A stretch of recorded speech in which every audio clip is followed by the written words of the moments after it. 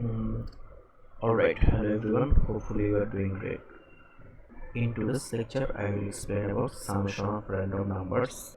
So you did random numbers summation code in a lot of easy way. But in this video, I will show some complex method to do the code. That's why your programming skill will get strong. Here I am using array, function and struct to do the code. So I did here two types of code. So you can see I did the code with C program. You have to notice I used the extension .cpp. So if you didn't use .cpp, some library function will not work here. So you can see I take here an integer variable n, then I take an array, and here I am using for loop to take random number input in array. So here I call an array sum. So here I call an array sum function. So in array sum function I pass array and variable. Then it sets summation equal to 0. If you do not set summation equal to 0, then it will produce a garbage value. So that's why we must be denote summation as 0. So here I am using basic for loop.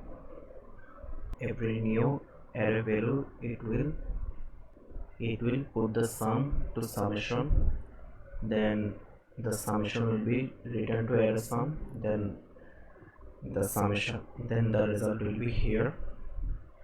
So in there I print summation, and in the next line I print average, and you have to notice that we have to convert it to float type, because we know integer data type will not count fraction part. So that's why here I change the data type to float. So if I run the code, so I want to run 5 times of an array. So here I put the value 5. So now I will put 5 random values like 2, 3, 4, 5, 6. So the summation of this random numbers is 20 and average equal to 4. And now I will move to the next code. Here I am using struct. So I did the same code using struct.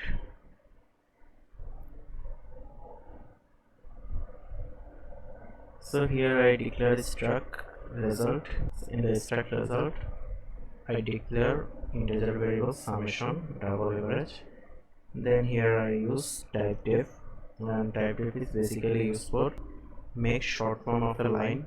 So here you can see struct result is a long line. In here I can use this struct result as result by using type def. So as a result we don't need to write struct result the long line here, we just basically use result. So here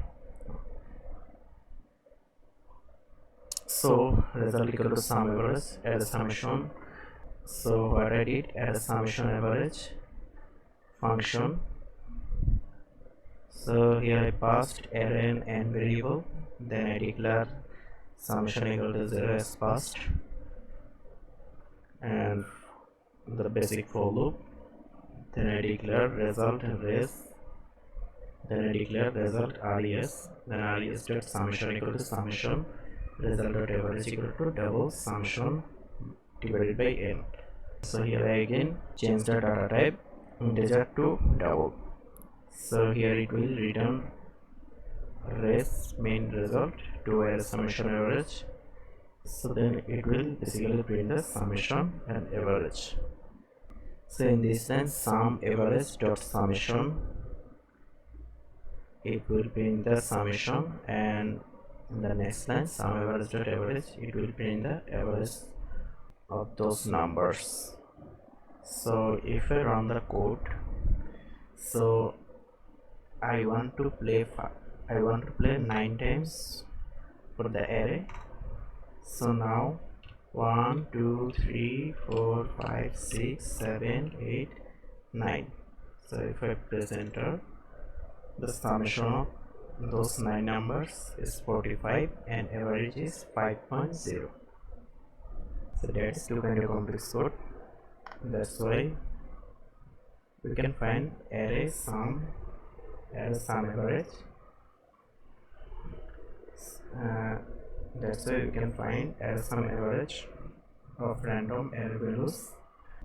If you like the video, please like and subscribe our channel, and thank you so much for paying attention to my video, and Assalamu alaikum.